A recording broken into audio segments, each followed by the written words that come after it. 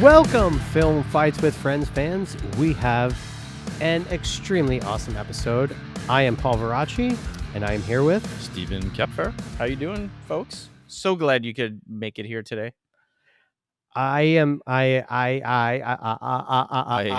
Total Stutters. I am nerding out on this episode for our next guest.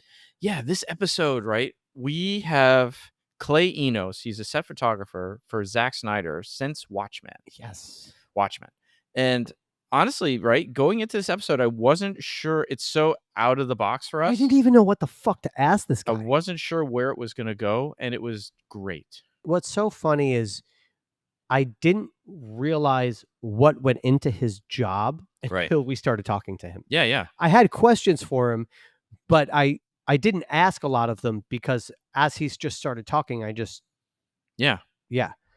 It's like, we all know, oh, there's a set photographer. He takes pictures of what's going on. And, And for those of you who don't know, when you work on a set, even when I was working in Marvel in my first job, there was always this one person who was walking around that everybody knew that they were okay with just having them put a camera right near you, take a picture, and move on. Mm-hmm. And everyone on the set acted like they were not there. Right. Yeah. It's such an insightful conversation. Mm-hmm. We don't get nerdy into the photography stuff, but it's really conceptual, like what's on his mind, what he's trying to do and not do as a department of one. What's really, really amazing and what really came across my mind is what he's trying not to do. Yeah. That, for me, for anyone who's interested in set photography, who this episode was like, oh, hey, blah, blah, blah. Listen to what not to do. Yeah. What to do seems instinctual for a photographer, but what not to do seems to be the most important things. He did sort of point out some differences from the standard photographer mindset, which we won't spoil. Yes. Which some things that he talked about that could be difficult for sort of your typical fashion photographer or someone who works in other areas of the entertainment industry. Yes. Yeah. But it's a great episode.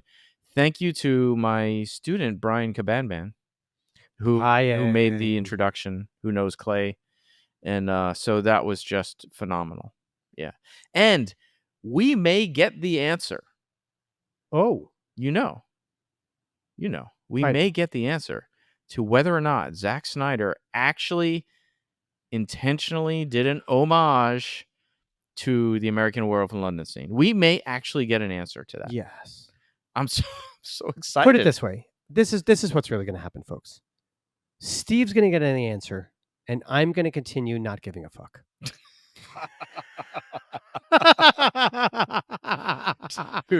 Dude, we will link this homage in the show notes. And then you guys out there can not give a fuck too. But I would like a definitive answer. I agree. No, I agree. I have so many movies that I love that I want definitive answers if they were shout outs to it. Yeah. And I agree with you. This is a little this is what I would call a little pecker. And it won't stop pecking. You mean a little pecker like South Park Trump pecker? Yes. Oh my God. Hey, you know what else, Paul? Do you know? All right, so this is episode 13 of season 2. Hold on. Wait. Hold on. Let me do my two coats math. That makes it episode 40. Yes, this is episode two coats 40, our 40th episode. Congrats, dude. We made it 40 episodes. It's kind of a milestone. I mean, 40 episodes. When I hear people talking about podcasts and their 100th episode, or that most podcasts quit after 10, and nonchalantly, and I think of 40, I'm ready for it, dude. I think we've got more episodes. This is it. I'm loving this. Yeah. And this episode airs on October 24th, so Halloween's coming up. Hope everybody has a good Halloween. Spooky. And hopefully by then... Oh, and it'll be Comic-Con time. And we'll know if we're actually in the running for the podcast awards. Yes. If we could go to the future, we would know, but we don't know. If you guys actually listened, took the time, went, if and you guys voted for us, yeah. Because right now, in real time, when we're recording this, we have less than a week left. Yes. Wednesday is the end. Yes. Yeah, the nomination round. Yeah, Technically, it's Saturday. something like Not that. technically, it is. Yeah, I don't know. Today is Saturday. Yes. You could figure out that we did 40 episodes, but Saturday. Right? But anyway, man, what are we gonna? Honestly, I think we're rambling because we're not really sure what to say when we ask, "What have you been getting into?" It's been pretty still in LA and New York lately, man. Yeah. Yes, it has been. And we've mentioned in the past on the show that we pitched something. We pitched a project and we got chosen. Yes. For that project to work with a creative agency to help with a promotional activation for a big IP and a big studio. And we did get chosen for that. So that was pretty cool. We did. And it's pretty interesting in the God, I don't even know what the wording is, but the back and forth that we're going and what we're starting to realize as the process unfolds, right? So basically, what's happening is that we're dealing with someone who is the middle for a big company. Yeah, so the listener should know we're dealing with basically like the creative director, yeah, right, for an agency. Yes, who is hired by a big studio. And so then we're being hired by the creative director to do this thing for the studio. So there's a lot of back and forth between us and the creative director. Then the agency goes to the studio, gets approval on XYZ, comes back to them, and then comes back to us. So there's a lot of sort of this back and forth communication. And also waiting. Yeah, and waiting, of course. And just kind of, there's this weird aspect of just like not understanding, being like, why don't they just fucking do this? Yeah, well, yeah, because we're not in the room.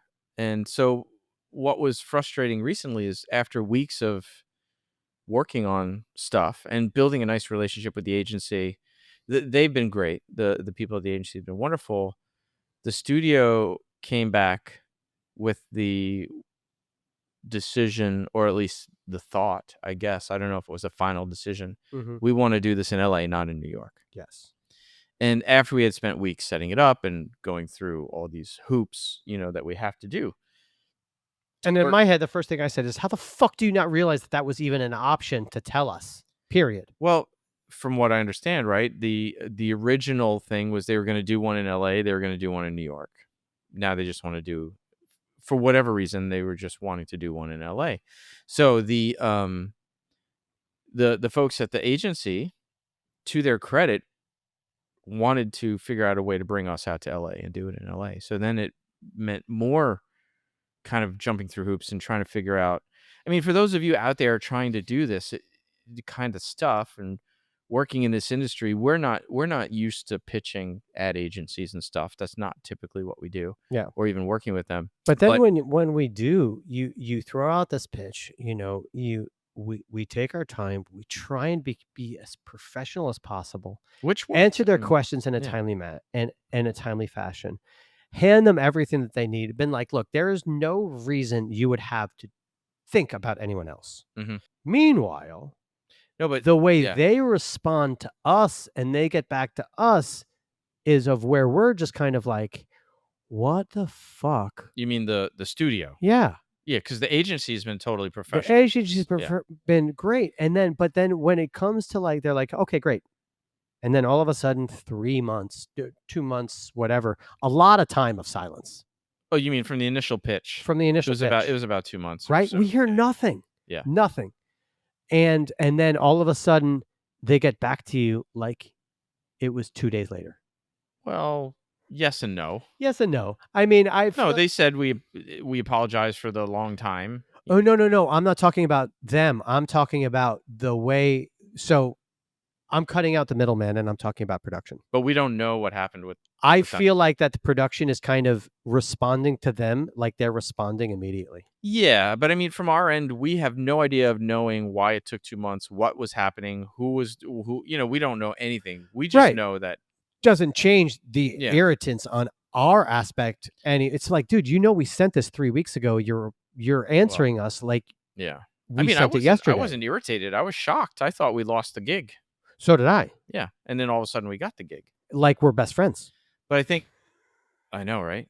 But then, so now we're going, so basically we had a very frank conversation with the agency, with the creative director. And we're like, hey, listen, we just have to be honest, because basically they were like, hey, the issue is they want to do it in LA and it comes down to money, right? It's like, if we can bring you guys out to LA and make it cheaper than it would be for them to send people to New York, we can bring you out. Well, but one of the things that we also realized is that while we were doing this is that they were asking us a lot of questions, and a lot of the questions that we had to answer were putting us in a position to engage and involve other people, colleagues.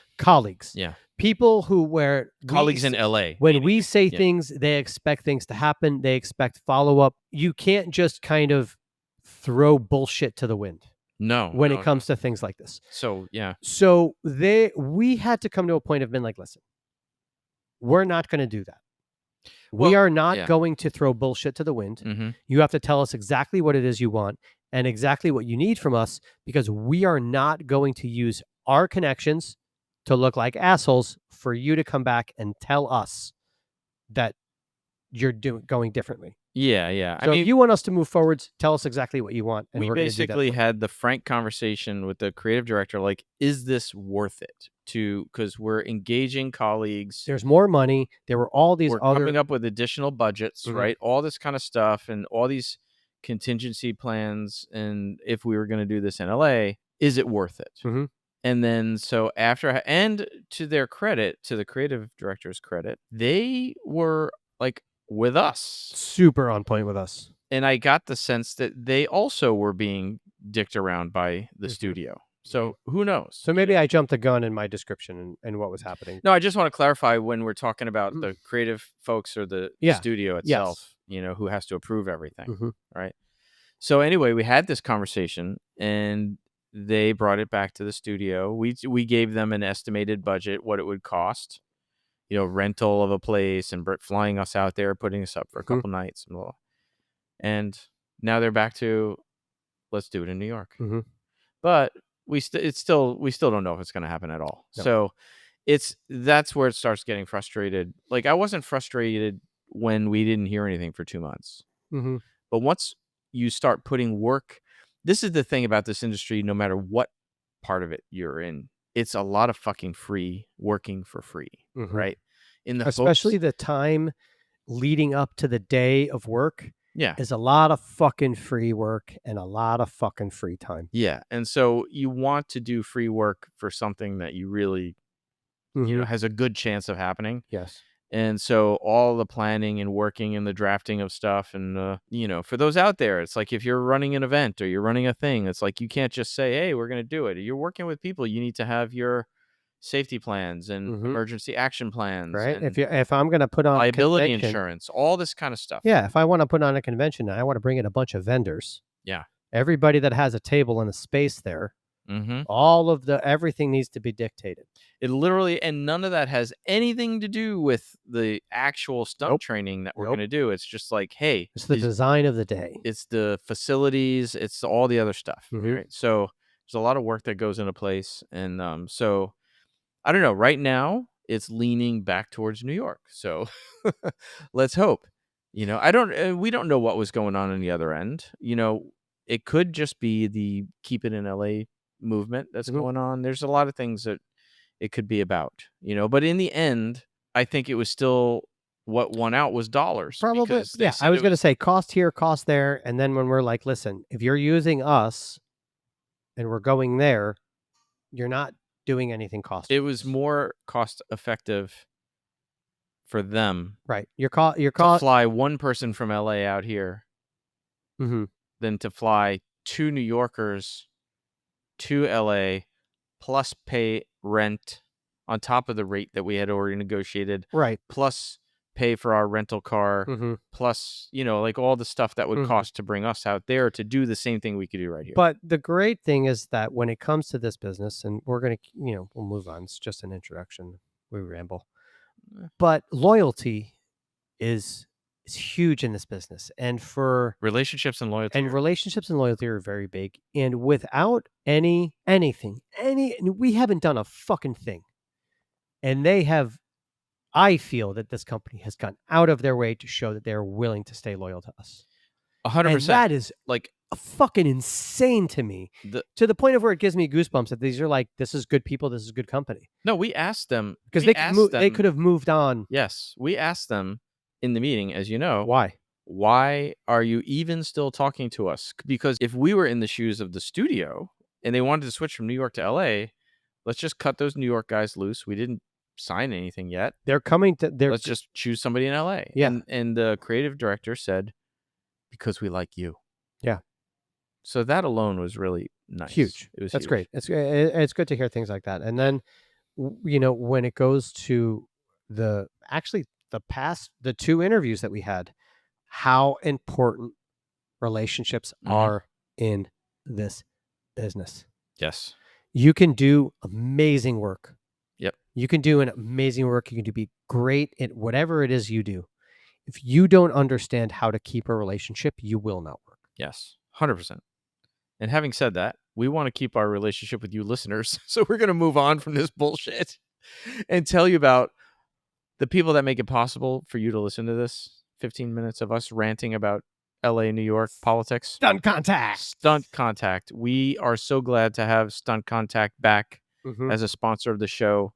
I mean, listen, we've talked about it before. We would use Stunt Contact anyway. I use them all the time. I'm ADHD. My brain goes fucking all over the place. I need a one-stop shop. Yep. It's a great industry breakdown specifically for stunts. So, it's going to be about, it's targeted towards action stuff and stunt performance. So it's just so good. You guys got to check it out. The link will be in the show notes. If you need a reliable breakdown service that coalesces everything for you, all the trades articles, all the crew, the important, the producers, line producers, casting directors, UPMs, everybody's in there. Basic shoot schedules, when they're intending to start, when they're intending to wrap, stuff that's in pre-production, stuff that's just in development. I mean, I don't know if it's going to lead to anything, but there's a film going to be shooting out here in New Jersey that's based very much in Cold War era Soviet Russian defector stuff. Oh. And it's in pre-production, not even pre-production, maybe in just development. And I wrote to the line producer, hey, I have a ton of experience in the Russian fighting styles and all the Russian stuff. And I sent my reel and some links to interviews and things like that. And she usually, you know how it is. You write to these people and it's radio silence. Within 30 minutes, she wrote back and she was like, I'm sending this to my team. So who knows? Could be nothing, could be something, but it's because of Stunt Contact. So thank you, Stunt Contact. We appreciate you in our jobs. We appreciate your support of the show. If you're listening and you need a breakdown service, please check them out. They're awesome. Or if you're just looking for a place to train an actor, or looking for a place to train and coordinate and just design a fight scene, and you need a space, then call us. Don't call Stunt Contact. That's right. Call Breakfall Studios. Yeah, that's it. Shoot us. You can hit us up at the Film Fights with Friends, socials. You can hit us up at the Breakfall Studios contacts, or just me or Paul individually. That would be Krav Maga Chef on Instagram, and I'm Sambo Steve on Instagram. Yeah. Speaking of which, you should follow us on Instagram. Wow, that's right. You should follow us individually and the show. I want more followers so I can be better than Breakfall Steve, Studios is at Breakfall Stunts. Film Fights Friends Pod is the podcast Instagram, and also TikTok if you're on there. And just like us everywhere. And if you feel like supporting us with a little more than just a follow and a like and a comment, throw us a couple of bucks on Patreon. Check out our Patreon. You can get access to these episodes early. You can get lots of swag and giveaways and access to all this cool stuff. Again, the Patreon members, you get access into my Super Nerd Brain giveaway. So the Patreon members, I do come up with some cool stuff to give to you guys. You do. As you guys know, hopefully Paul is a big time collector, and as you'll see in this episode, he talks a lot about it, and he'll come up with some pretty I like to take a lot of my things in my collection and put them out for you guys to Yeah, he gives them out. He gives them to the Patreon folks. So please. And if you don't, we have lots of tiers. Oh God. That was sake, not beer. That was a big sip. Down in that sake. You've been going with the booze for all the episodes we recorded today. It's the bloating, man. I feel like such a when I drink the beer. Yeah. Well, anyway, follow us on Patreon, and we will really, really appreciate you. It's you guys that we have to figure out a way to get the free Patreon members. If you're listening, consider jumping up into a paid Patreon member. Steve will send you a dick pic. I will send you a picture from the South Park Donald Trump dick pic episode. That's what I'll send you. And I will AI Paul's face on it. Hey, Midjourney. Here's a prompt for you. Give me the South Park Trump dick pic with a Ron Jeremy looking Paul Veracci face on there. Yeah, fuck you. Call me Ron Jeremy. And with that, I think that's a good space to end and bring in Clay. What do you think? Oh, shit. All right, man. You guys are going to do this episode. It's awesome. Let's jump in with Clay. And here we are. Yeah, man. Another episode of Film Fights with Friends. With our new good buddy, Clay. How you doing, Clay? I'm doing really well, gentlemen. Good. Thanks. Thank you so much. Clay's in Mexico right now, Paul. Wow, that's all. How's the weather? Perfect. It's actually rainy season, but it's been perfect all morning. Nice. Oh, nice. And Clay is our first set photographer. Is that indeed proper? Indeed. Yeah. It's we were talking before. We always talk so much on the show about the culture on a set, but I feel like maybe you're the most appropriate person to talk to about that, because you're on so many sets and you observe. You're sort of like those outside eyes that's observing set culture and how it flows or doesn't flow, or however it goes on a particular set, right? And a set photographer, I mean, you guys, the lens is in everybody's face. It's not like you're just shooting what's on set. You go what's behind set. I've had set photographers take photos of me just working COVID crap. Like, yeah, you are really the eye of you're kind of like the eye of Sauron almost. I mean, are we right? Is it a fair assumption that you're sort of in that role? Yeah, you wear kind of two hats. You're the storyteller in the sense that you're trying to mimic the images that the film camera is getting as best you can while you're still off axis. But then you're also a kind of not a yearbook photographer, but you're the eyes and ears for the not so much ears, but of the fans, of the people who want to look back at this project years from now. Right. There's the classic, the director pointing or framing, all those pictures you've ever seen were people like me making this. So that's interesting, though, where you say I always thought of you more as like that, like the documentarian, but less trying to mimic what is being shot in a frame. Yeah, you're never going to get. In fact, I joke that never look at the monitor, right? Because the perfect frame is going into the right is the movie. So if you are just off just by a few feet, very different things end up behind you, so or behind the actors. It is that a little bit, because if you think about it, a picture of Superman, wielding her swords and shields, that's generally a still by, in fact, it would have been me, but rather than a still from the movie, because the shutter speeds are very different and things like that. Right. It can happen because vis effects get added and all the rest of it, but in general, that stuff is also unit photographers. Yeah, but it's not the as an autograph hunter, okay? So I'm a big autograph guy in conventions. So photos are I'm very, very big on photos, clear photos, this, that, and whatever. And me and my other autograph alum will absolutely say that if you're not getting a set photo signed, chances are it's going to be shit. So you should really find the photos that the set photographer found and get those reprinted. Don't get a screenshot that someone took of the cool scene from the movie. Get the actual set photo. Yeah, it's higher res.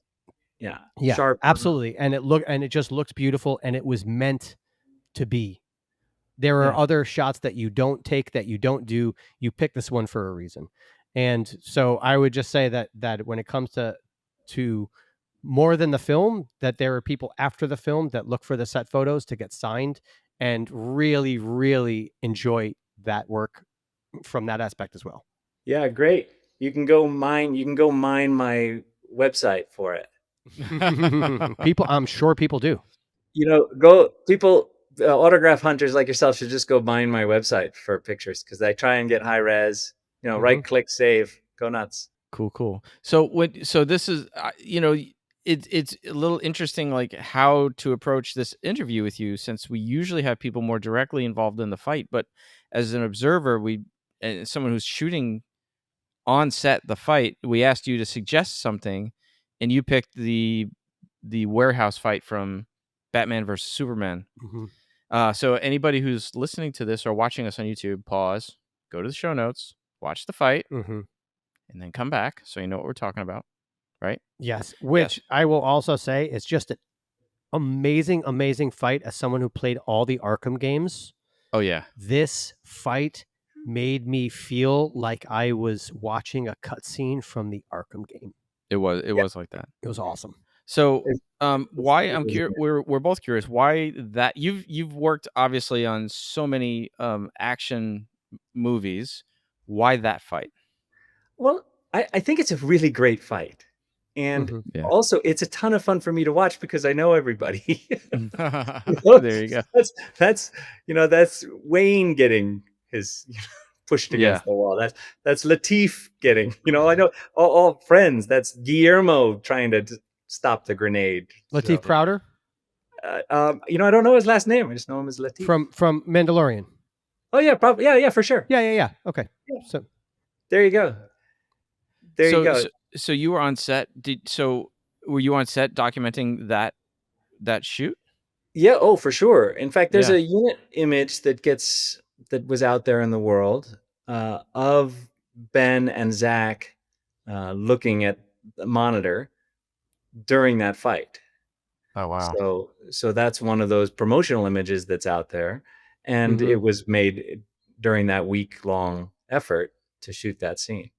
To shoot that fight. So when you're coming into something like that as the set photographer, like you had said in the email, you're not really all that, like the script and stuff is not that important to you, or is it, or like what's the process of that? That you have this coming up. What's your process? Well, in the case of this warehouse fight, that's how we started the project. All of Batman v Superman, we began the filming with that fight. So wow. Okay. There's a lot going on in those first weeks. You're trying to figure out half the people's names, on the crew. It's like a weird camp that you've just become part of. And I generally, maybe this is a secret, don't read the script. It's not important for me to know what that makes sense. The story is being told. I'm going to pay attention to the visuals in front of me right now. That's a little more of my documentarian blood coming forward. I don't need to know where we're going. I just need to pay attention right now. And so do you, because obviously this is photography. So, again, the story has absolutely really nothing to do with you. So when it comes time when they're like, hey, we got the costume ready, you probably, at least in my brain, would say you get to see it and shoot it before everybody else does. and Yeah, you get to sure. light it. Especially if You get I'm to light it and make it look awesome. Like when they had that newest photo of like fucking He-Man with, against the thing with the sword and everything, and they showed that and it was just really his just silhouette. But that was probably the set photographer doing all of that before anybody else did. Yeah. Yeah, a lot of those what we call first looks are unit photographers who get asked to be part of it. I certainly have the first look of That's Superman, the first look of so Wonder fucking Woman. awesome.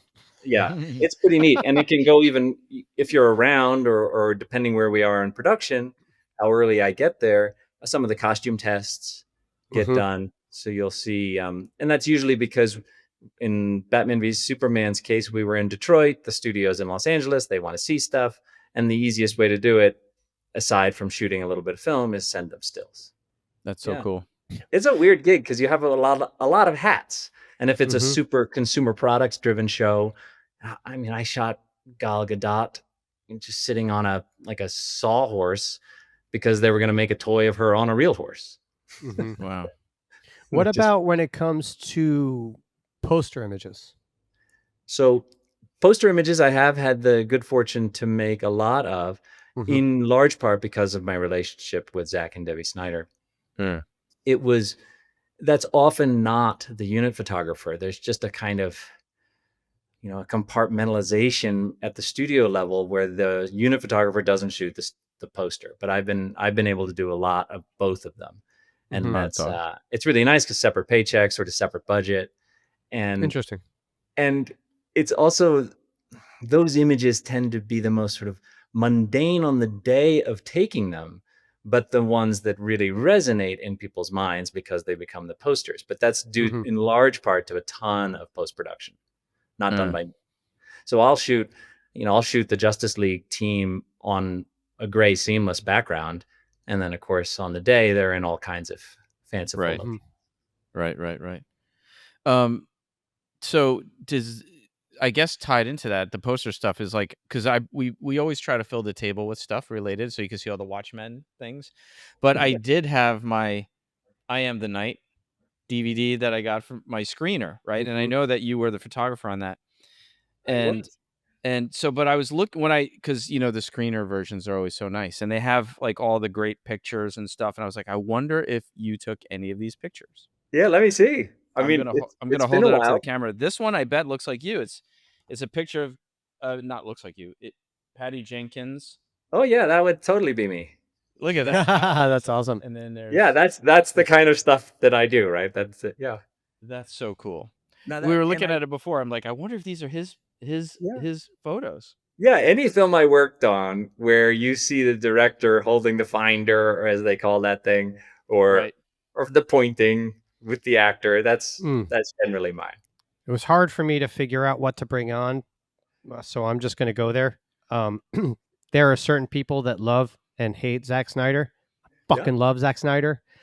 That man has not done anything wrong. He's a huge fan. I'm a huge fan, so I was tough for me to figure out what to bring in. But I know that the Watchmen was one of your first, so I brought in all of my Watchmen Funkos, and I have one custom of Silk Spectre that I had Carla Cugino sign for me to join the collection. Yeah, but yeah, and then at home I have a couple of props from 300 and all of the Funkos signed by all the actors. And I have one of Leonidas signed by Frank Miller with a small little section that one day, hopefully Zach will sign for me at a premiere that I get to. Nice. So Watchmen was your first film with Zack Snyder. That was my first film ever. Oh, really? Film ever was the fucking Watchmen? Oh, wow. Wow. Yes. Yeah. That's a big film on so many levels to be a first. It was massive. And honestly, I had visited the set of 300 just socially, kind of coming up to see, at the time, I think it was Debbie's boyfriend, Zach, making a movie. And it was a revelatory weekend where I learned there was a job called still photographer on a movie set. Wow. Yeah, and then of course all the fitness aspects of how these folks were taking care of themselves. It was a life-changing weekend. And so I remember 300 was the one thing I remember is that it was when going to see a movie at midnight on Thursday was the only time you could catch a movie early. And I remember that was one of the movies I went to the midnight showing at Chelsea on 23rd Street to make sure I go see. So you didn't have this in your radar before? No, I'm assuming you were a photographer before. I was, but I was doing more just, freelance, hustling, celebrity portraits, a lot of musicians, right? Anything really, advertising when you could get it. It was a grind. And then when I learned there was a job called still photographer, and of course 300 becomes this cultural phenomenon, and Zack has the leverage to bring somebody like me, who's not in the union, not Canadian, and never shot a movie before, to I love how not Canadian is a criteria. Yes, that only makes sense in that we were filming in Vancouver. Right. He's complete. He's dedicated. He's a real committed to Canadian cruise. I don't know. No offense to our Canadian friends. Not at all. Not at all. Look, we made Watchmen in Vancouver. We made half of Man of Steel in Vancouver. We made all of Sucker Punch in Vancouver. So right. So he had that leverage and he brought you on, and then your life. It's a 103-day shoot, all nights and horrible weather. And I thought, oh my God, my friends didn't know where I went. 6 months later, the freelance phone isn't ringing anymore. I'm exhausted. I made a million mistakes. It was something else. And I thought, I'll never do this again. But 18 years later, I'm still doing it. There you are. But what would be a mistake? Watchmen came out 18 years ago? Well, I think no. Well, we started shooting right in 2007. Yeah. That's crazy. Yeah. Right, late summer of 2007 into 2008, and then the movie came out in 2009. I think. We're all old. Yeah. Well, no, we are of an age. We are experienced. Oh my God! There's a reason all of us have shaved heads. There you go. That's not shaved, my friend. That's not shaved. Oh. So what would be? You said you made a ton of mistakes. What would be a mistake that you would make as a new set photographer? Back in the day, the digital cameras made noise, right? So I didn't have a blimp for my camera that would used to make it quiet. So I shot the whole thing just throughout the whole movie. I mean, totally insane today. I mean, I had the nicest actors in the world, apparently, and obviously I had the support of the director. I didn't get enough sleep, just simple as that. So it was really exhausting. I mean, I guess days. I didn't even think about it before, but I guess you're there every day. There's no day off, right? You're there documenting everything. Yeah, you're there and unlike some other jobs, and I'm not trying to sort of tout my position, but unlike other jobs, you can't sort of stop, because when they're shooting, you have obligations, but then when they're not shooting, you're waiting for that shot of the director or whoever. So you're kind of always on, and that can be exhausting. And no one kind of told me the pace and commitment that filmmakers sort of give to a project. Right. I learned. And as a result of learning, I can conserve my energy a little better for projects now. And let's say by the time we were shooting Batman v Superman, I knew the pace. So I knew that a week of this fight didn't mean I had to be ready for every second. Right. I was going to say, when it first started, were you kind of like that? God, what's a good analogy of, the rookie reporter running around the street with everything everywhere, thinking he's got to stop and shoot and see and get, I got to get this, I got to get that, and then finally you're just like, oh, yep. Yeah. Now I can pick and choose a little better. I can think, let's skip to a movie without a lot of fighting. Say A Star Is Born. The point when they're crying in the bathroom, that's not for me. That's not marketing. They don't want me there. Yeah. So have you developed a marketing brain? Like, this is a shot that would, like, as you're taking pictures, do you have these different brains working? Like, this would be a great shot. This would be a great shot for marketing, this would be a great shot for X, Y, or Z. This would be a shot that fanboys would want to get signed. Yeah, exactly. Okay, right. So yeah, this is the kind of thing where you could see Gall's signature right across it, right, or whoever. And then otherwise, it's like, oh, this is really going to go play well when the New York Times wants to write their little story about the making of this movie. And you're on 100-day shoot. Sure. You feel like you want to get one of those every day, and that really does present the studio with options and choices. And nowadays too, it was something during Watchmen, but nowadays too, just all these niche markets, everyone wants an exclusive. And so all of a sudden, what used to be a little EPK press kit of 12 images repeated 1 million times planet-wide starts to be a lot more images in all the niche markets. Are there some times when they come back at you, like, let's say you shoot the Superman suit, right? You do a shoot and they're just like, okay, don't know if the suit is finished. Fix the lighting. Don't let everybody see so many details. More of a silhouette. Like, are there stages like that, or do they really kind of have it set and ready to go when they bring you on? I can remember Wonder Woman's cape being, there were a couple different capes that they worked with, but it isn't for me. I expose to give them maximum detail. I'm not making it at that point, and I'm really just sort of assisting the studio to know what's going to happen. I vividly remember the story of the 300 props all looking on the day to our eyes in real life as being very plasticky and stuff, but Zack having to reassure them that would get crushed down. Yeah, those blacks would all collapse and it would look awesome. I don't know if you remember the scene, but when Leonidas was getting killed and they have the shot of the arrow with 3 prongs, I have that arrow in my room.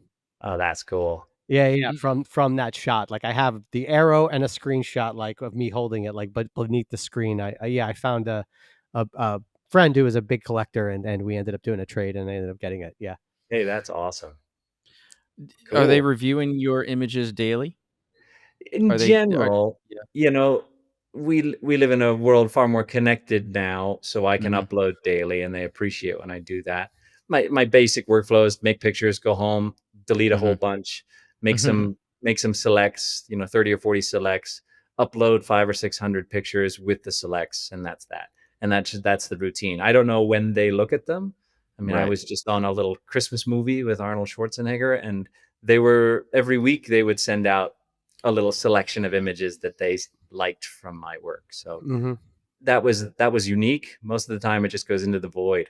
I joke that most of my images are like the end of Raiders of the Lost Ark, where the guy's just into the Are they ever specific with what they want? Oh, they all, now I'm going to maybe get myself not in trouble, but every studio has this kind of bullet points of like a bad PowerPoint one sheet of what they need, and it's always the same. They want head to toe, and they want things that at this point I know how to do, so I don't really need to look at it. They like empty sets, which is a weird thing, like the set before there's actors on it, so that they can use that in, say, poster material down the line, or so some quirky things that you wouldn't necessarily think about, but otherwise it's make strong images that represent the day. When it comes to just in general, just payment and getting paid, is it you're taking the images, they have the images, and that's the end of it? So like if they decide to residuals or royalty, type so things. Like if they use an image for one thing and then they take a cutout of that image and then put it on a poster for the action scene that's in the background, how does it work? Okay, so I'm a union guy, right? So I'm just a film. I'm on the film crew. There's no residuals or royalties attached to my images, even when they publish. You're in that part of the world. The work for hire. Right. The legal term, and the contract's incredible. It's throughout all media that exists and is yet to be invented. Every universe known to man, planet-wide, not solar system, not galaxy. The entire universe is encompassed. I feel like there's a loophole in the multiverse, but I haven't really taken it up with the lawyers. That's so funny. So there's that. But every once in a while, I'll make an image that's in world, right? Yes. So on Watchmen, I was making pictures of sort of nude women at one point so that I could put them in the back streets, and have it part of the grit, because you couldn't get the rights to anything else. Right. So Right. themselves. So even in a case like that, where having to get shots of like Dr. Manhattan's, 6 and 9 inch donger, just yeah, that I drew the line. Yeah. I drew the line. Yeah. Yeah, that was all done with CG, obviously. So no, I know. I know. So even when your image, or I guess your image in quotes, but I mean they own it. But I guess even when the image ends up in the final cut, makes no difference to you, like Nope. payment wise or bonuses. No, I get paid by the hour. Right. There you go. And then it's over and done. Oh no, a poster shoots pays separately. You just invoice for like an advertising shoot or something. Right. But again, no residuals, no nothing. It pays better, Yeah. on a sort of an hourly rate. Sure. But that's only because it's a marketing budget versus the production budget. How big is the photographer community, and how big is the set? I mean, do you guys all know each other, or are there? It's actually really kind of funny in that we may know of each other, but because we are one-man bands on the set, right, we don't know each other. I've shaken the hand of 2 other unit photographers in 18 years. Wow. Yeah. That kind of blows my mind, because what? we all know, because like in the stunt world or all the other departments, it feels like, people get to know each other. We worked with you on this, we worked with you on that, and but yeah, but I'm one person, right? So if you're a grip, there's 10 other grips. If you're a stunty, there's 20 other stunties. Yeah. And you're in this wonderful dojo of right. And they're bringing in new stunties because they were blown and their faces were seen. So it's also changing for some reasons. Yeah, sure. Or there's a core group that's doing the choreography and whatever. They're the doubles of the actors. Sure. And there's a bunch of, they're coming in for the zombie apocalypse for a week. Dude. Yeah, I mean, I never even thought of that, but in a way, it's kind of like you're the editor, right? Because the editor is always alone in a room after it's all done, and you never. I have a friend who's an editor. He's like, I'll go to like the rap parties and stuff, and nobody will know who I am. It's like, oh yeah, I'm the editor. Oh, okay, cool. But to not have met. I mean, to have only shaken the hand of 2 in all that time is it's on me a little bit, right? There are sort of union social, meet and greets. Right. Yeah.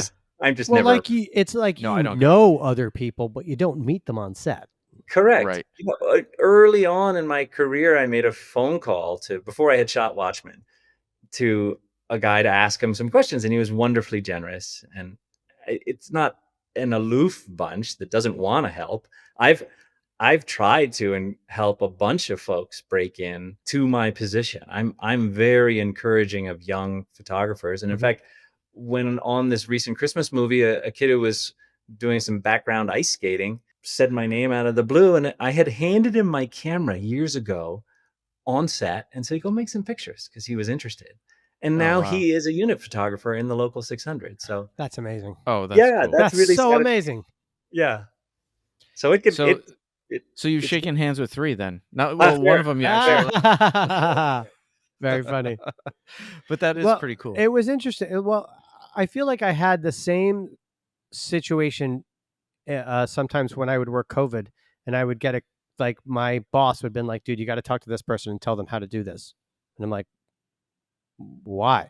And they're like, well, because they've never worked with, and they don't work with anybody else. And they're like, so there's only one COVID person on every set, and it's them. And if they've never done it before, they need to talk to someone who has. Yeah. So it's really interesting. So when you're the only person, right? You have no department. No, it's all you. Yeah, it's all me. Right. It's all me. So when they come and when they ask you for things, or when something goes wrong, or when they need something different, how do you handle that? Well, I mean, look, it's kind of cool to be the only person, right? Sort of department of one. So technically, I am in the camera department, right? But because I don't make the movie, I'm one of maybe the only person on set every day not actively contributing to the making of the movie. Interesting. Right? So it's I'm just a so witness. I could be asleep in the corner, Mm-hmm. and the Yeah. movie will get made. so it's kind of interesting because it's almost like if I was making a movie and I had input on something that in short didn't have anything to do with how the movie was going to look, right? I would be able, stress wise, I would be able to talk to, handle, and deal with that person differently than I would someone who was fucking up how my movie was going to look, how it was going to come out, and all of these things. It's kind of an interesting separation that you have from the still photography to the story, like you were just saying. I just, as you start talking, I kind of like my brain started Well, really to wrap around that. I was Yeah, just thinking, yeah. I'm Oh a no, go wit ahead, finish. Yeah. I'm a witness in the sense, but I also don't need. I'm not there to kind of document conflict. If Right. something's going sideways, the marketing hat goes on and I walk away. Mm.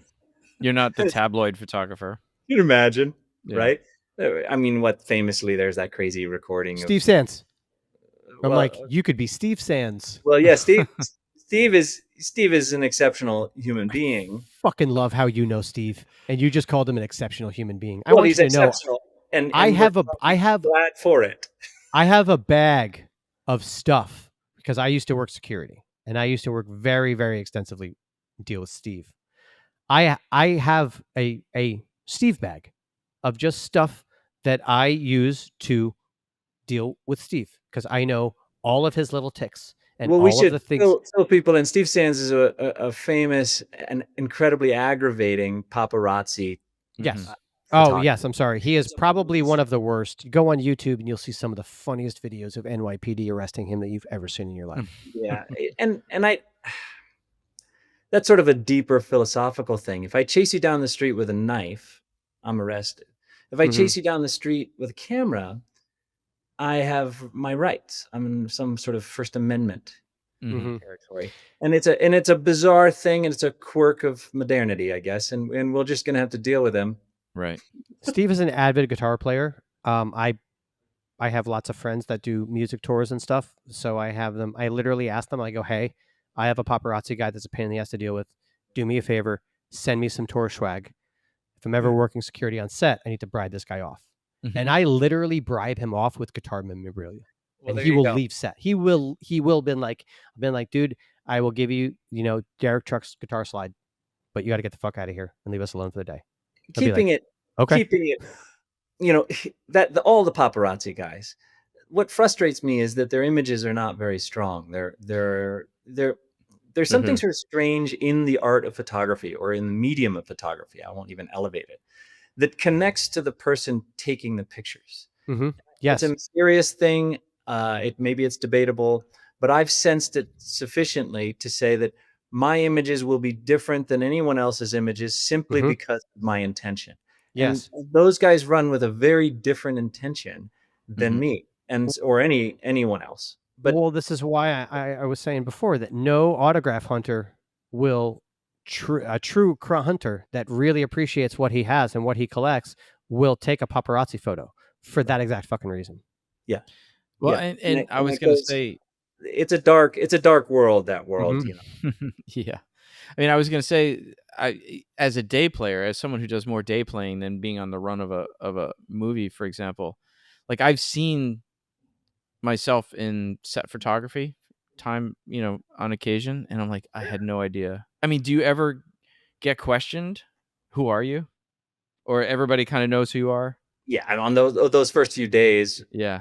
Say you're on the streets of a city or something, and the security hasn't sort of figured you out. Right. Sure. Yeah, But it's easy enough. You're generally wearing your ID, and it's all. Yeah. It's all, Yeah. Yeah. So and we carry ourselves very differently, say, than a paparazzi. So for those aspiring set photographers, what would you suggest not to do? Because your job seems very, kind of like be there, be in the moment, grab your shots. But What shouldn't you do? Certainly don't pretend you're friends with all the actors. Okay. Why not? Well, they're not your friends. Yeah. They're Oh, working. you mean like just set etiquette in general? Yeah, just like a Oh, buddy. yes, of course. Oh, yeah. No, no, no, no, no. Because just because you can walk up to them in their chairs and talk about the game. Right. Oh, yeah, no. Set etiquette is yeah. Yeah, so that's overall set etiquette, and that's not just aspiring still course. photographers. I would say anybody. It's a very professional environment, any movie set, and it's incredibly siloed with expertise across the different domains, whether it's hair, makeup, stunts, camera, and even inside those departments. And so just know your place, right? If I am the Set Mosquito, if I am off axis and theoretically in the way, know when you should be there or not. If it's a complicated Steadicam shoot moving through a tight environment, stand down. Right? That shot's not going to happen for you, or hope you get lucky somewhere in the downtime. And Right. I think that's probably the best thing to know. Sort of know your place and know when you've got an opportunity, and be really sensitive. Check your ego. Any other photographer in any other world of photography, if you're a fashion guy, right? It's all about this thing where me as the photographer is going to make you famous, baby, or whatever. On a movie set, you aren't making the movie. Check your ego. Just remember you're not the motivator. No, you're in the way. Yeah. And that can be really hard for photographers. It suits me. Like I don't need to be in the limelight. Right. I like making pictures. I like walking around quiet streets all over the world and maybe making a friend or two, taking a few pictures, just admiring the beautiful light. Some people want to capture the moment and some people want to make it. Yeah, and I think the former is sort of where we are going to do our best. And on the poster shoot day, sure, go nuts. I do. I like to be the guy who helps that guy capture the moment and who helps that guy make it, but then sits back there and is like, I helped. Yeah. Yeah, you did it. And that's a nice position, and to know your place. Actors say the same thing. Know your lane, right? Stay in your lane kind of thing. And everybody, we do on set. It's a big thing in the stunt world, which is, when you go into the small little of like, does stunts deserve Oscars? Yes, as a whole. But it's like, do I think this person should get an Oscar for doubling this person? Absolutely not. Yeah, fair. Yeah. Look, the stunt world is a remarkable. It's one of the, I don't know. It's so human. It's so, these guys, putting your bodies on the line a lot of times. And rehearsing and rehearsing and rehearsing, and then on the day you get one take and it's over, and you're like, holy crap, I just worked a month on this thing. Now it's all the special effects guys probably has the same feeling. Right. They worked out the explosion for a month ahead of time, and you get one take. And then when they edit it, they edit out the entire explosion except for that much. Yeah. Yeah, well, like, right. You're running 8 cameras on the explosion or on the fight, even, right? Or the days when you first started working in stunts or whatever, and you were that extra guy, and you were right in the scene, and you were next to the camera, and the camera was in your face the entire day, and you're like, oh my God, I'm gonna see everybody, and then they show it, and they didn't show you at all. They just saw a little bit of your end. Or like a friend of ours, Alec Kossoff, he was in this scene where a house was blowing up, and and he got blown off the deck. He gets blown off the deck. He had to do this wire gag like 30 times, over and over, and then it literally happens in the scene. It's in the background over somebody's shoulder, like he's this big. Like it was like one of the hardest days in his life that he's ever had, and it's like a few pixels, right? Yeah, but. And that's impressive. In the fight, what do they call it? In Justice League it's in Batman v Superman when the Nightmare Batman. I mean, those guys were sweating. It was hot and humid, thunderstorms looming in the distance, and just getting the desert. Especially Rich Citrone, who was doubling Ben, Yeah. just being destroyed in there. Oh, I mean, that suit. It's got to be hot. there aren't a lot of other positions in the movies that demand such physical effort, and it's a wonder to behold. Again, I like to take care of myself. Those guys are next level. You guys, that fight. It's interesting because, I picked up. I got the script. The script for the movie, and I don't know. I don't even know if you can even answer this, but it's just an interesting thing because I usually, when we have a guest on, I'll watch the movie or I'll watch it along with the script to see, like, that scene is not really in the script. I couldn't find it. When he rescues Martha? Yeah. It's not in there. There's another one. He rescues another woman out of a theater that I'm like, maybe we're not asking the right guy, though. No, I know he doesn't pay attention to the script, but it was so interesting that I was like, I wonder if that was like kind of like an add-on, because we just the episode that we just recorded before yours was about Charm City Kings. I don't know if you saw that movie, but if you haven't seen it, it's fantastic. Okay. It's about the biker 12 o'clock boys. 12 o'clock boys in Baltimore, the dirt bike kind of gangs. Like this crew, I guess you would call it, of dirt bike street racers in Baltimore. Yeah. That literally, it's almost, I don't want to say it in a bad way because I kind of think it's really fucking cool. They cause like an uproar. Yeah. In the streets and the police and chasing and all of this with all of the stuff that they used to do. It's a 4-minute documentary. Everybody see it. I'm shutting the fuck up. But to the point, he was telling us that, because I went to find that we talked about a big chase scene that was in the movie, and when I went to the script, it wasn't there. It was not there. And I was like, this whole epic chase scene that got nominated for awards and it's not in the script.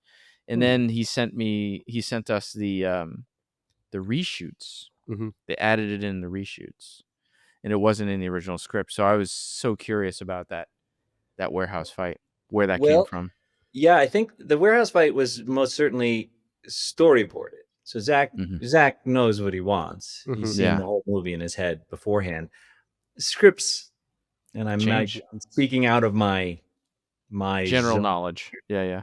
They can be political, so maybe there was some glossing over, or it was just it was written more simply, and then Zack knew it was going to be a full-fledged fight. So speaking of storyboard, there's no way you'd schedule 2 weeks. We were pretty much in that warehouse for 2 weeks. And it was, and you said it was the beginning. It was the shoot, so it was right. It was definitely not an add-on for sure. Which is often when a few studio execs show up to kind of give their blessing. And that was also for me. That scene was mind-blowing because in all of the Batman movies I had ever seen, that was the first time where it ever really registered that Batman just fucking killed somebody. Yeah, when he threw that fucking grenade back in that elevator, those 5 guys are dead. Yeah, Guillermo took it hard there. So that, for me, that was also a pretty goosebumpy scene, because I was like, dude, Batman just killed people. Yeah. Especially if you go back and you watch the extended version of that scene. Yeah, which everything Zack does, watch the extended version. It's the version. Absolutely. I get angry when they make a movie and then they release it, and I'm like, why do you fucking sign him on for a movie if you're not just gonna let him do it? We talk about this all the time. There should be no Zack Snyder extended director's cut. Should just be the movie. That should just be the original movie. Isn't that why you're working with this man?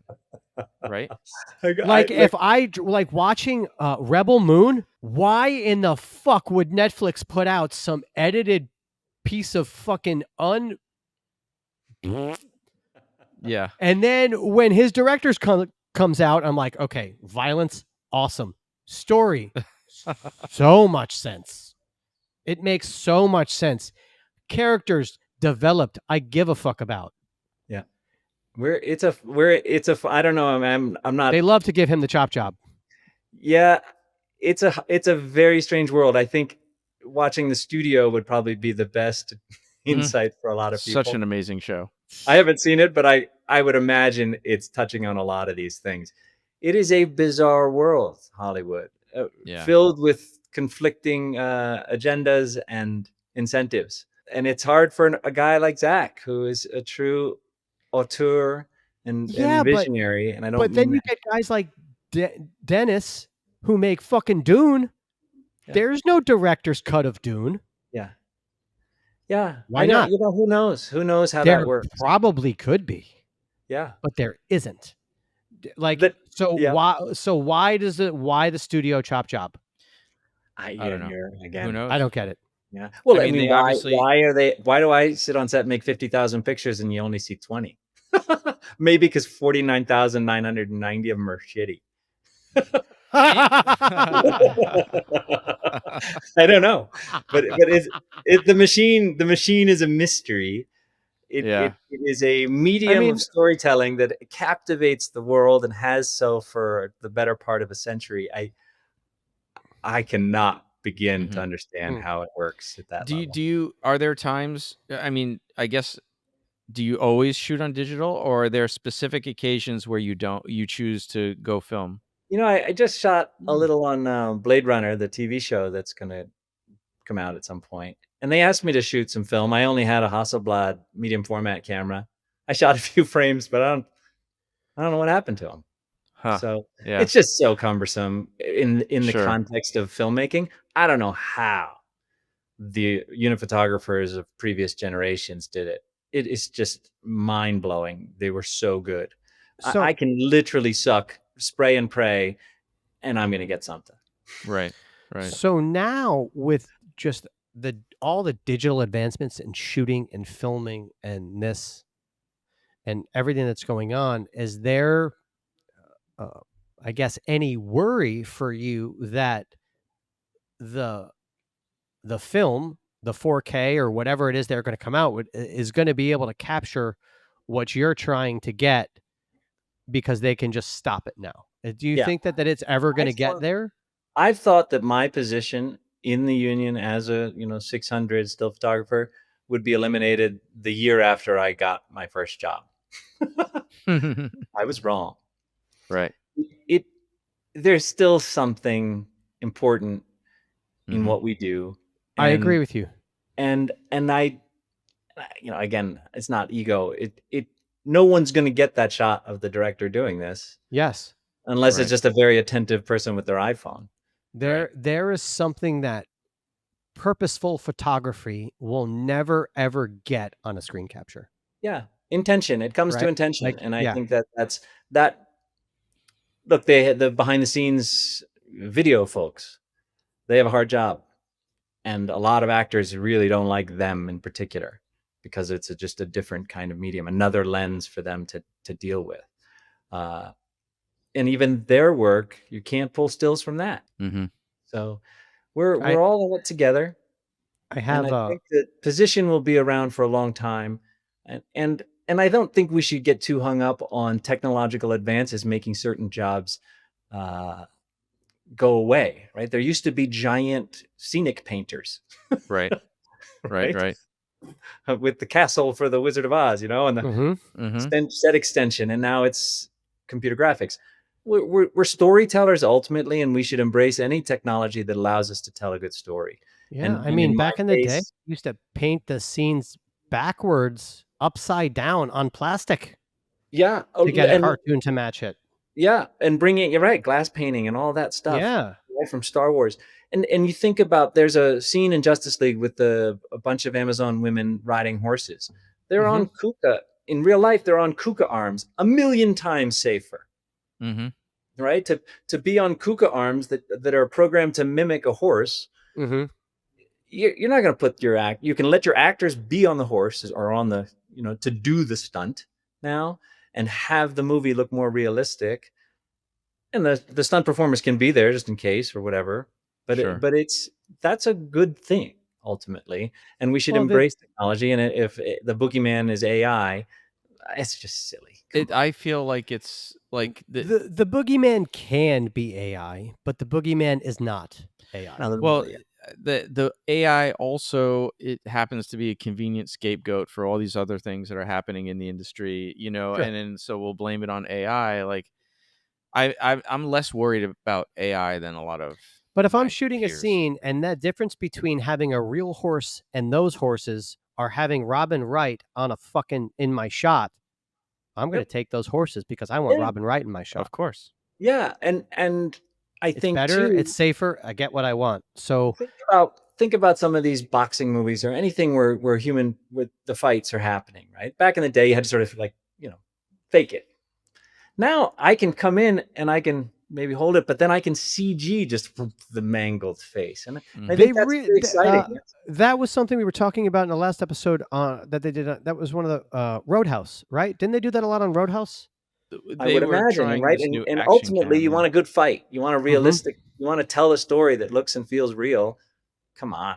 Mm-hmm. And us as cinephiles who have been watching movies forever, and now that we do it and we see it, a stacked punch is a stacked punch. You know it, you see it, they all look great, but at the same time, because it's what we do, we know how they got it. Yep. You know, so if they can find a way to have that and a mush cut into the stacked swing, shit. Cool. I mean, that's the best of both worlds. It's eating your cake and still having it. Matty Ruggetti was Rorschach's double on Watchmen, and there's a scene sort of where he jumps out a window, escaping the police, and his life was in the hands of those riggers who were going to pull at the last minute and break his fall. And this, it was one of those. It was just how far down? How far of a drop? It was like two and a half stories at a full run through. Oh, it was the actual shot. Oh yeah, that's a real shot. Shit. And he comes down hard, and he's a professional, and he does a superhero landing.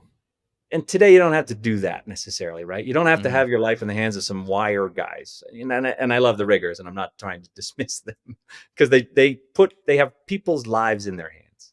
Yeah. I think with some of this technology, we can avoid that. Mm-hmm. Oh, and that's like what Brett Copes was saying. Like we had a rigger on the show, friend of ours. He was saying, like, with the superhero landing, like, he doesn't see a world in why you need to, as a rigger. He's like, I would opt to not do that. Like, there's so many ways to not do that. You know what I mean? It's like, and the real, in stunts, the real game is longevity in your profession, and longevity means not being injured. Yes. There's a guy who does a scorpion fall.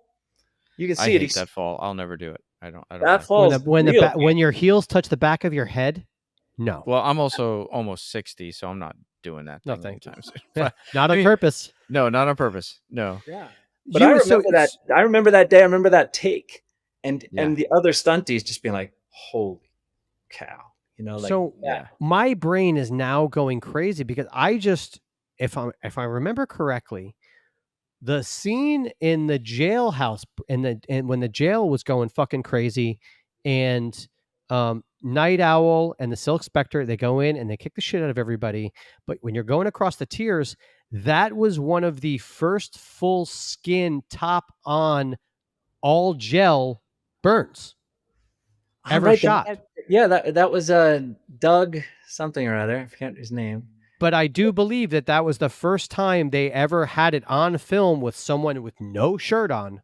Oh, getting burned. Had the gel on, and they had him running down the fucking tier, like on fire, and you could see his nipples and everything. Like it was. Yeah. So what? He was on fire.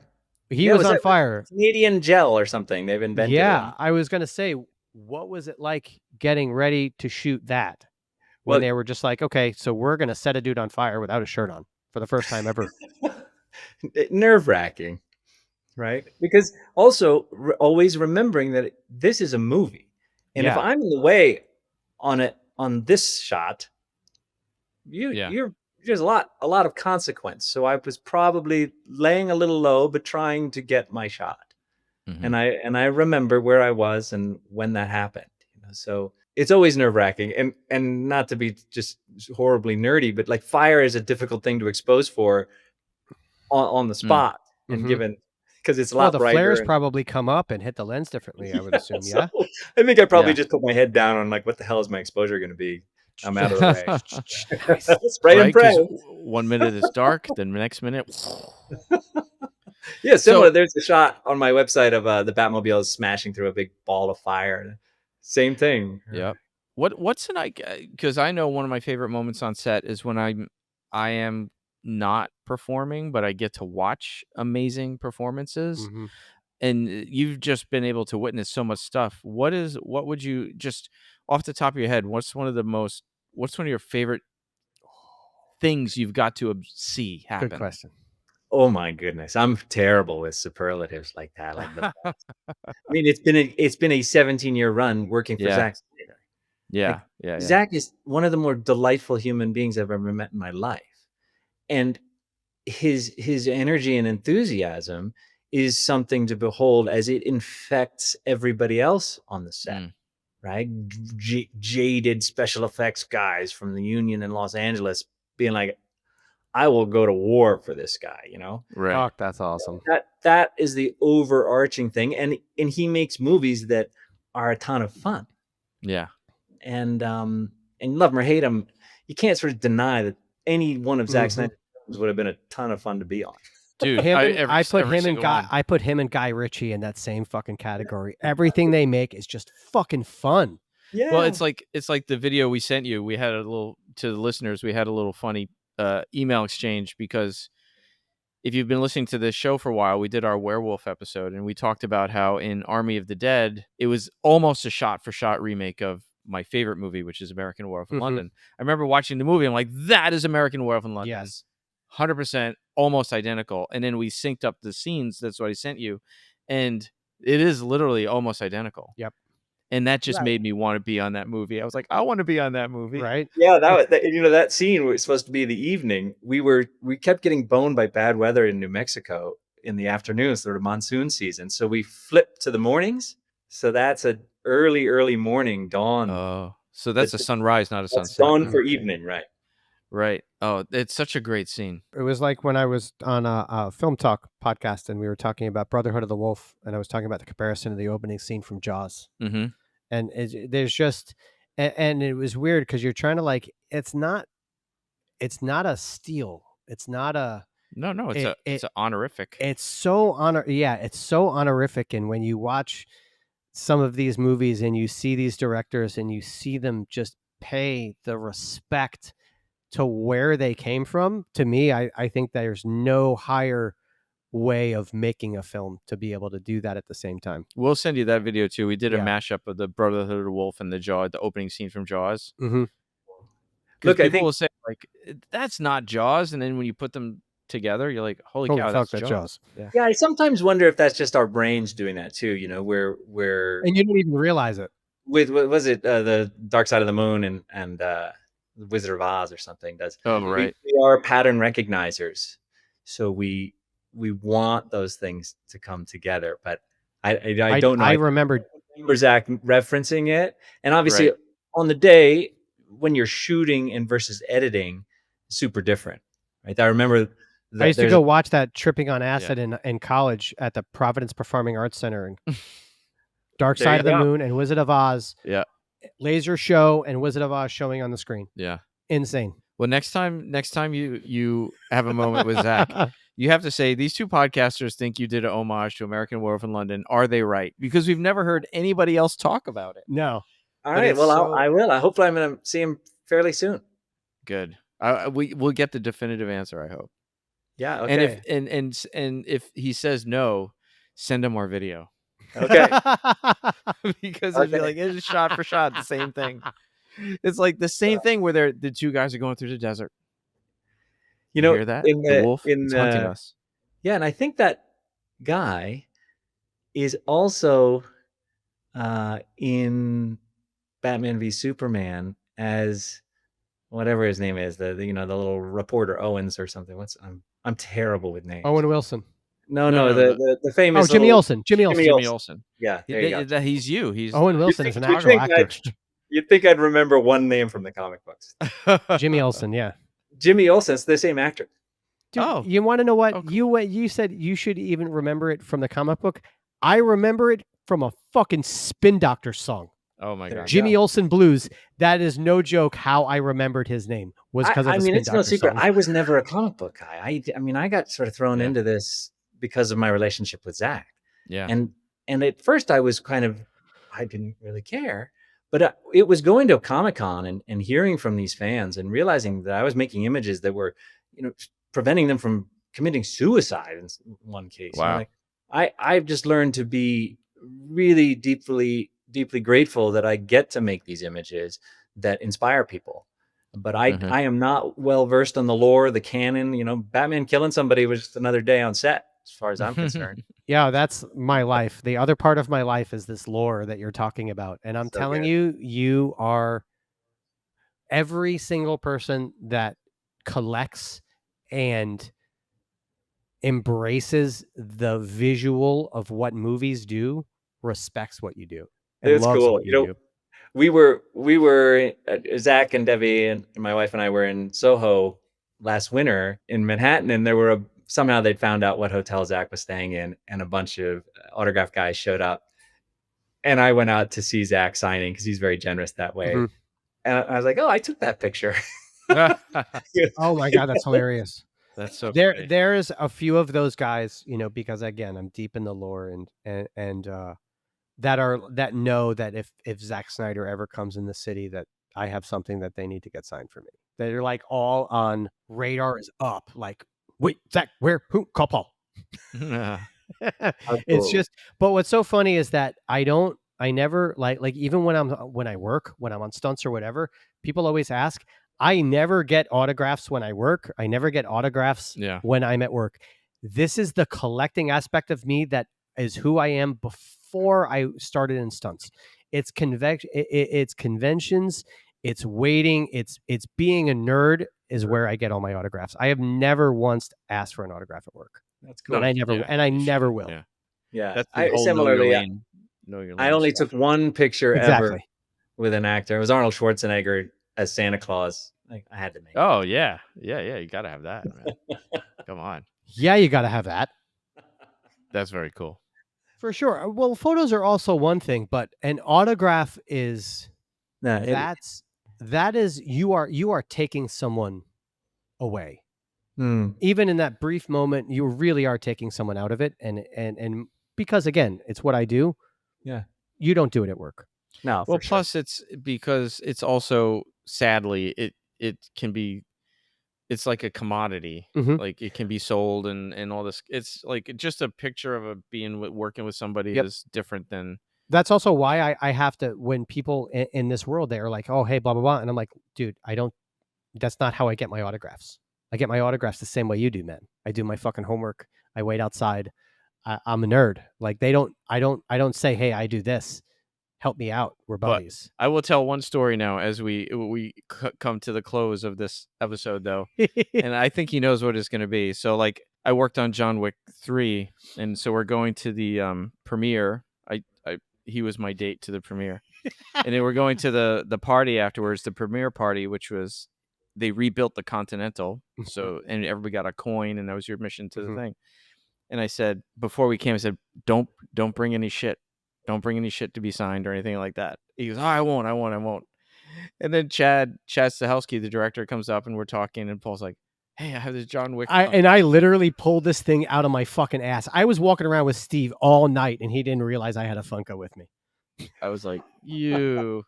But as a gift at the end of the night for him, I got the ticket signed by the entire fucking cast. And gave it to him to give to Chris, my wife, Chris, because she gave me her ticket, and I was like, "This is for Chris. Tell her thank you." That's awesome. But guess where it is now? It's on the wall right there. Nice. Chad and Dave and all those 8711 stunties. Right after Watchmen, I used to sleep in their gym. Oh shit! Yeah. Yeah, and actually before and after I was. Yeah, because I live in New York, and I just end up on one of their mats, and That's it. It's been wonderful to watch their trajectory. Oh yeah, and now 87 North, they just opened up a newer space, which is kind of sad. They put up a video of taking down the church. It was bittersweet because we've been there. Yeah, we've trained in there, we've taught in there. Super cool the way stunts too sort of is that dojo mentality, right? Where new folks come in and the older folks teach, and everyone kind of can come up together, So I remember there was just a young kid I think he was fresh off Justin Bieber's dance team, at the time. And next time I see him, flash forward 10 years, he's the fight coordinator. Isn't that awesome? Yeah. Wow. And I don't know. That's nice. Yeah. That's you don't always see that in other departments, but stunts are really cool that way. And that may be because of the martial arts influence. I think for teams like 8711, 87 North, there's a big martial arts influence. Yep. And Chad is, of course, and Dave are both like lifelong martial artists. Yeah. I don't know if the whole mentorship thing does exist, but there's something unique, I think, about the martial arts guys. Like, I remember the first time I went to train at 8711 was in 2016. And Chad, I don't know if he's still doing this because now he's super busy, but he was still teaching every day, teaching classes every day. This is the guy who's directing John Wick, all this stuff, and he's still making time to teach every day. Yeah, it was so impressive. There's a documentary about the making of the first one that looks amazing. Yep. What is it? Pain? John Wick Pain or something? John Wick is Pain. John Wick is Pain. Yeah. That's some trivia. I designed the 8711 logo way back when. Did you? They used for a while on their merch and stuff. I don't know. I can't remember the font. They ended up hating the font eventually, and it was. That's still cool. Yeah, but crazy, huh? But it's fun to be intertwined with those folks. Yeah. Again. Stunts. If I wasn't a still photographer, maybe I'd be doing stunts. We've heard that before. We had with Tom, the makeup artist, on here. And he's like, yeah, when I was a kid, I used to jump off my roof onto like all this and that. And he's like, I would be a stunt guy if I wasn't a makeup guy. And you alluded to the Oscar and stuff. I thought it was really cool that Chanel ad or whatever it was that they did in the Oscars with Sam Wynn. Oh, right. Jumping through the plate glass window. Yep. Sam's a dear friend. She's been in a bunch of Zack's movies.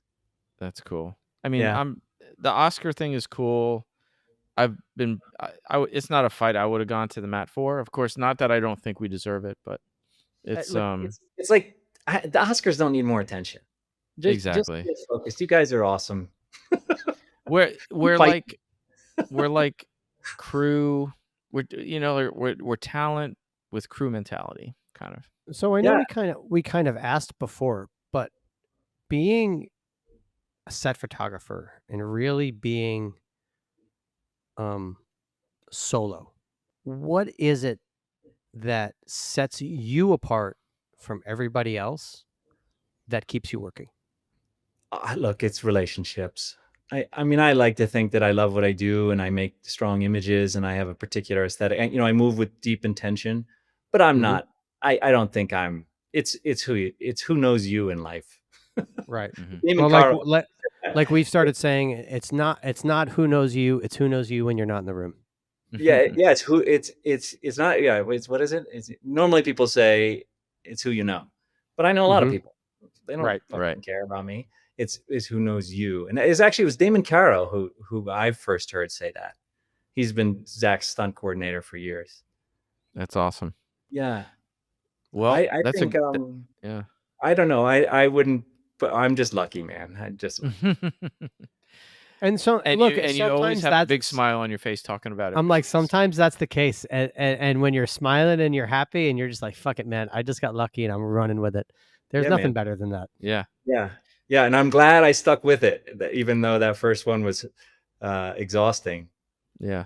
I'm glad that I continued to learn, and now I would do it for free with Zack. I don't even care. I mean, I'm in whatever he's doing. I'm in. That's awesome. That's a great ending. It is a great ending. And so now that I was going to say, now that we're getting down to the end, but where can all of my fellow autograph freaks and go to get these amazing photos. Like where can we follow Go to you? clayenos.com is just my website. And Cool. it's a hosted website that has a simple toggle where I can make the images right clickable or not. Mm-hmm. I can't remember what I've left it at, but I'll make a point in the next week or so before October to make them savable and printable and go nuts. I search the web for them myself half the time. So. I'm gonna put this clip on my on all of the Facebook websites and all the autograph groups I'm a part of. I'm gonna throw this clip on there. The nice thing about I can't really share images that aren't otherwise released by the studio. Of course, so I'm sure. randomly hunting the web and doing searches and stuff to find my stuff. But we'll definitely go and at least we'll grab a few to drop in the B-roll of this video episode for sure. Yeah, man, go nuts. Anything you want, man. What's mine is yours. It's not really mine anyway. It's work for hire. That's right. Somebody else owns it. and the adventure was making the picture. Such is the life we live once we get on set. Clay's honestly, life is the event. It's been an absolute pleasure and an adventure. Yeah. To get hung up and like thinking this photograph is the precious thing, I think is a mistake. The 6 months or 5-6 months that I spent on set was my life. Yeah. And fond memories and late nights and all the things, the fun, the laughter. And that's why you're still in this business and you're still smiling. I guess so. Yeah. I guess so. Very cool. Well, thank you so much for coming on, man. This was great. This was a really unique and great interview. This was one of the coolest and most unique interviews I think we've ever had. Awesome, guys. I was truly just taken back and also just... Boom. There we go. Boom. All awesome. of it. Thanks so much, man. What a treat. Film Fights with Friends is produced by Stephen Kepfer, Paul Veracci, Press Record Studios, and Breakfall Studios. This episode was engineered by Matthew Kaplowitz. This show is powered by our supporters at Patreon and is a registered trademark of Film Fights with Friends, LLC. Original theme by Aru Luster.